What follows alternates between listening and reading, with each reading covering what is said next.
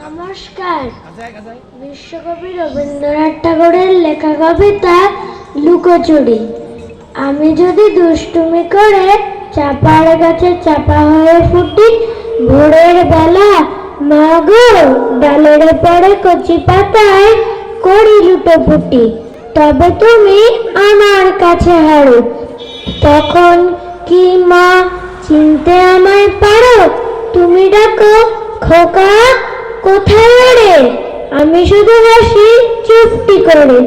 যখন তুমি থাকবে যে কাজ নিয়ে, সবই আমি দেখবো নয়ন মেলে।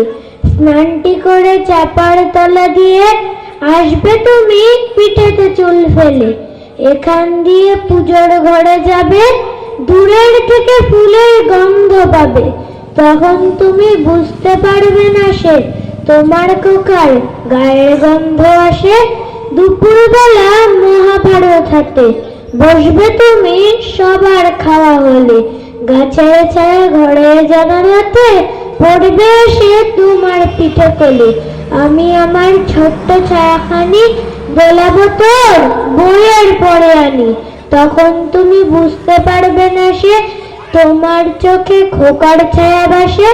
সন্ধেবেলায় প্রদীপ খানি জেলে যখন তুমি যাবে গোয়াল ঘরে, তখন আমি ফুলের খেলা খেলে টুপ করে মা বলবো ভুয়া জোরে, আবার আমি তোমার খোকা হব। গল্প বলো তোমায় গিয়ে কব, তুমি বলবে দুষ্টু ছিলি কথা, আমি বলবো না সে কথা। নমস্কার। ধন্যবাদ। শিল্পীকে একটু হাততালি দেবে।